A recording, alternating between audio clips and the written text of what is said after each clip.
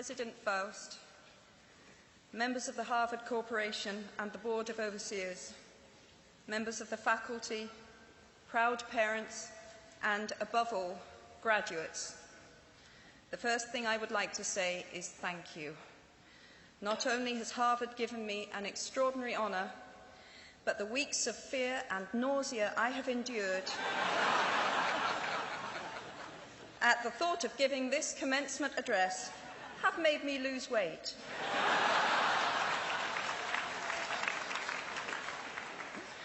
A win-win situation. Now all I have to do is take deep breaths, squint at the red banners, and convince myself that I am at the world's largest Gryffindor reunion.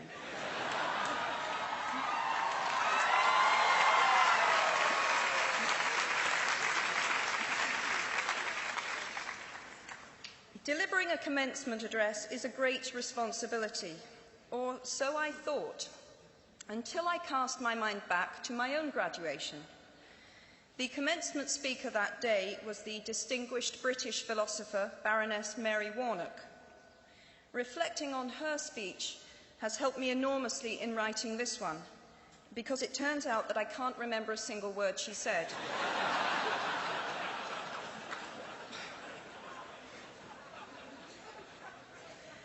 This liberating discovery enables me to proceed without any fear that I might inadvertently influence you to abandon promising careers in business, the law, or politics for the giddy delights of becoming a gay wizard.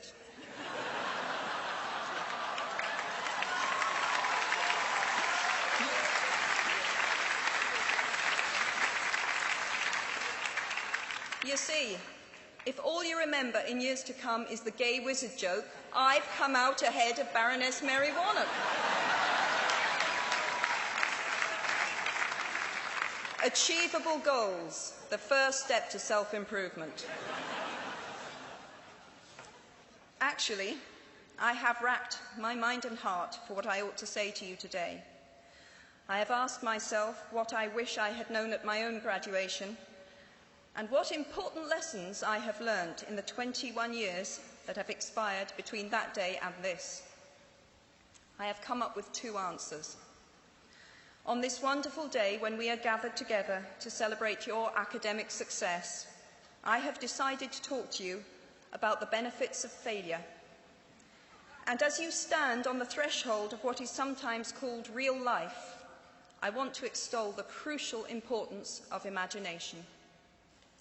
These may seem quixotic or paradoxical choices, but bear with me. Looking back at the 21-year-old that I was at graduation is a slightly uncomfortable experience for the 42-year-old that she has become. Half my lifetime ago, I was striking an uneasy balance between the ambition I had for myself and what those closest to me expected of me. I was convinced that the only thing I wanted to do, ever, was write novels. However, my parents, both of whom came from impoverished backgrounds and neither of whom had been to college, took the view that my overactive imagination was an amusing personal quirk that would never pay a mortgage or secure a pension. I know the irony strikes with the force of a cartoon anvil now, but... So they hoped that I would take a vocational degree. I wanted to study English literature. A compromise was reached that in retrospect satisfied nobody, and I went up to study modern languages. Hardly had my parents' car rounded the corner at the end of the road than I ditched German and scuttled off down the classics corridor. I cannot remember telling my parents that I was studying classics. They might well have found out for the first time on graduation day. Of all the subjects on this planet, I think they would have been hard put to name one less useful than Greek mythology when it came to securing the keys to an executive bathroom. Now, I would like to make it clear in parenthesis that I do not blame my parents for their point of view. There is an expiry date on blaming your parents for steering you in the wrong direction.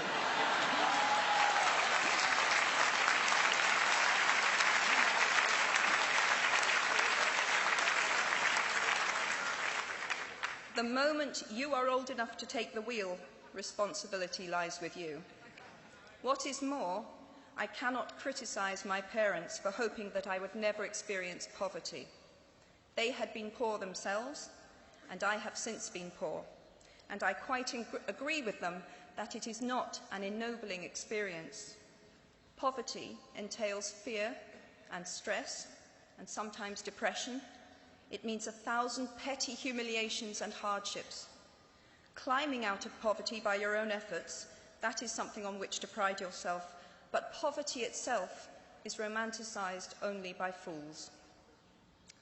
What I feared most for myself at your age was not poverty, but failure. At your age, in spite of a distinct lack of motivation at university, where I had spent far too long in the coffee bar writing stories and far too little time at lectures, I had a knack for passing examinations, and that, for years, had been the measure of success in my life and that of my peers. Now, I am not dull enough to suppose that because you are young, gifted, and well-educated, you have never known heartbreak, hardship, or heartache. Talent and intelligence never yet inoculated anyone against the caprice of the fates, and I do not for a moment suppose that everyone here has enjoyed an existence of unruffled privilege and contentment. However, the fact that you are graduating from Harvard suggests that you are not very well acquainted with failure. You might be driven by a fear of failure quite as much as a desire for success. Indeed, your conception of failure might not be too far removed from the average person's idea of success. So high have you already flown. Ultimately, we all have to decide for ourselves what constitutes failure. But the world is quite eager to give you a set of criteria if you let it. So I think it fair to say that by any conventional measure, a mere 7 years after my graduation day, I had failed on an epic scale. An exceptionally short-lived marriage had imploded, and I was jobless, a lone parent, and as poor as it is possible to be in modern Britain without being homeless. The fears that my parents had had for me and that I had had for myself had both come to pass, and by every usual standard, I was the biggest failure I knew. Now, I'm not going to stand here and tell you that failure is fun. That period of my life was a dark one, and I had no idea that there was going to be what the press has since represented as a kind of fairy tale resolution. I had no idea then how far the tunnel extended, and for a long time, any light at the end of it was a hope rather than a reality. So why do I talk about the benefits of failure? Simply because failure meant a stripping away of the inessential. I stopped pretending to myself that I was anything other than what I was, and began to direct all my energy into finishing the only work that mattered to me. Had I really succeeded at anything else, I might never have found the determination to succeed in the one arena where I believed I truly belonged. I was set free because my greatest fear had been realized, and I was still alive, and I still had a daughter whom I adored, and I had an old typewriter and a big idea. And so rock bottom became the solid foundation on which I rebuilt my life. You might never fail on the scale I did, but some failure in life is inevitable. It is impossible to live without failing at something, unless you live so cautiously that you might as well not have lived at all, in which case you fail by default. Failure gave me an inner security that I had never attained by passing examinations. Failure taught me things about myself that I could have learned no other way. I discovered that I had a strong will and more discipline than I had suspected. I also found out that I had friends whose value was truly above the price of rubies. The knowledge that you have emerged wiser and stronger from setbacks means that you are, ever after, secure in your ability to survive. You will never truly know yourself, or the strength of your relationships until both have been tested by adversity. Such knowledge is a true gift for all that it is painfully won, and it has been worth more than any qualification I ever earned. So given a time turner, I would tell my 21-year-old self that personal happiness lies in knowing that life is not a checklist of acquisition or achievement. Your qualifications, your CV, are not your life, though you will meet many people of my age and older who confuse the two. Life is difficult and complicated and beyond anyone's total control, and the humility to know that will enable you to survive its vicissitudes. Now, you might think that I chose my second theme, the importance of imagination, because of the part it played in rebuilding my life, but that is not wholly so. Though I personally will defend the value of bedtime stories to my last gasp, I have learnt to value imagination in a much broader sense. Imagination is not only the uniquely human capacity to envision that which is not, and therefore the fount of all invention and innovation. In its arguably most transformative and revelatory capacity, it is the power that enables us to empathise with humans whose experiences we have never shared.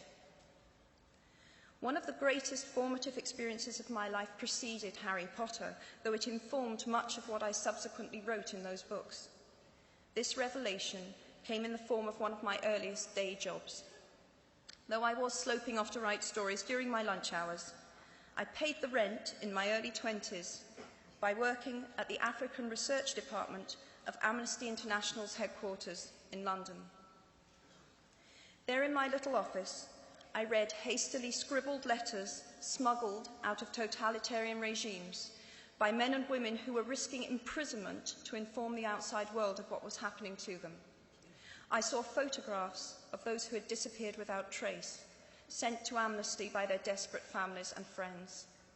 I read the testimony of torture victims and saw pictures of their injuries. I opened handwritten, eyewitness accounts of summary trials and executions, of kidnappings and rapes. Many of my co-workers were ex-political prisoners, people who had been displaced from their homes or fled into exile because they had the temerity to speak against their governments. Visitors to our offices included those who had come to give information or to try and find out what had happened to those they had left behind. I shall never forget the African torture victim, a young man no older than I was at the time, who had become mentally ill after all he had endured in his homeland. He trembled uncontrollably as he spoke into a video camera about the brutality inflicted upon him. He was a foot taller than I was and seemed as fragile as a child. I was given the job of escorting him back to the underground station afterwards, and this man, whose life had been shattered by cruelty, took my hand with exquisite courtesy and wished me future happiness. And as long as I live, I shall remember walking along an empty corridor and suddenly hearing, from behind a closed door, a scream of pain and horror such as I have never heard since.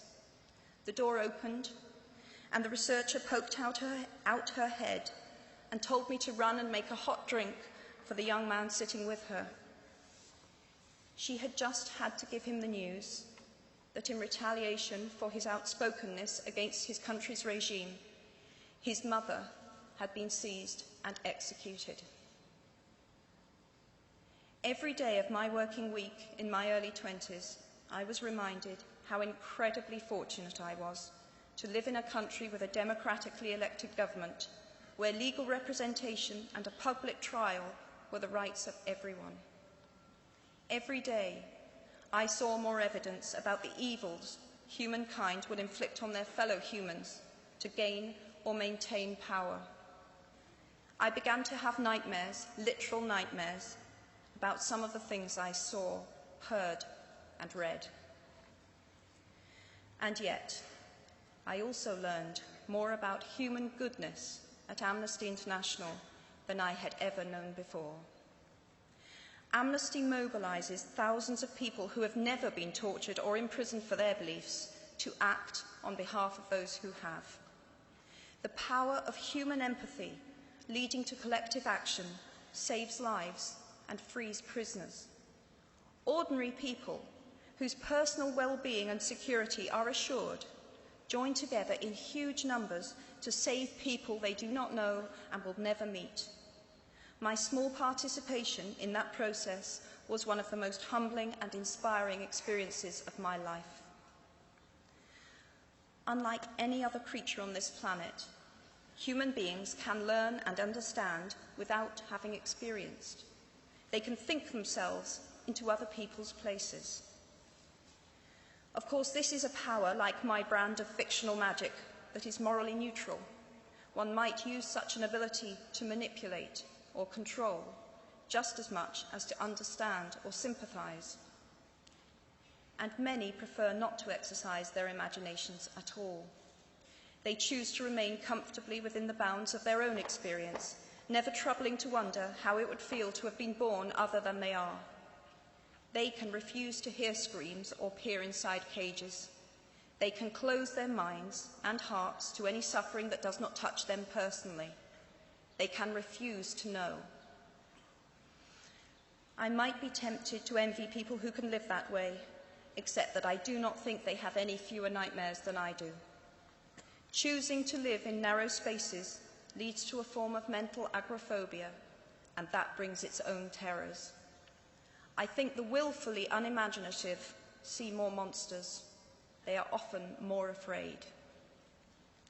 What is more, those who choose not to empathise enable real monsters, for without ever committing an act of outright evil ourselves, we collude with it through our own apathy. One of the many things I learned at the end of that classics corridor, down which I ventured at the age of 18, in search of something I could not then define, was this, written by the Greek author Plutarch: "What we achieve inwardly will change outer reality." That is an astonishing statement, and yet proven 1,000 times every day of our lives.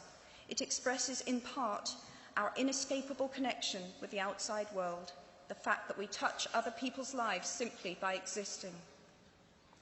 But how much more are you, Harvard graduates of 2008, likely to touch other people's lives?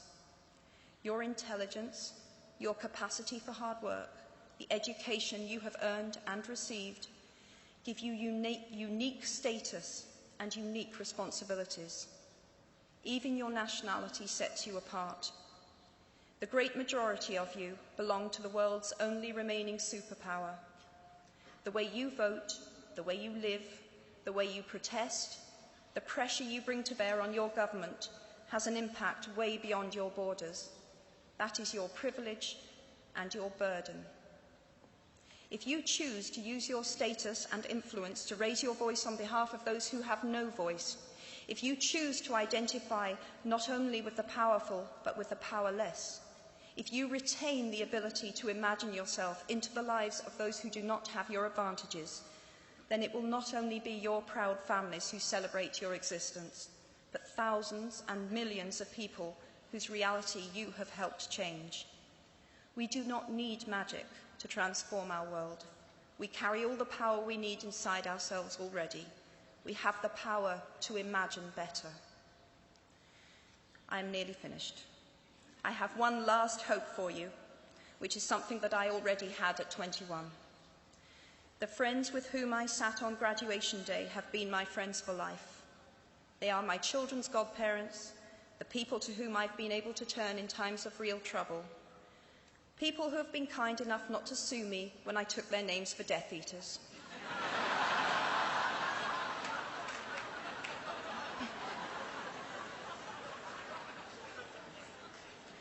At our graduation, we were bound by enormous affection, by our shared experience of a time that could never come again, and of course, by the knowledge that we held certain photographic evidence that would be exceptionally valuable if any of us ran for Prime Minister. So today, I wish you nothing better than similar friendships, And tomorrow, I hope that even if you remember not a single word of mine, you remember those of Seneca, another of those old Romans I met when I fled down the classics corridor in retreat from career ladders in search of ancient wisdom. As is a tale, so is life. Not how long it is, but how good it is what matters. I wish you all very good lives. Thank you very much.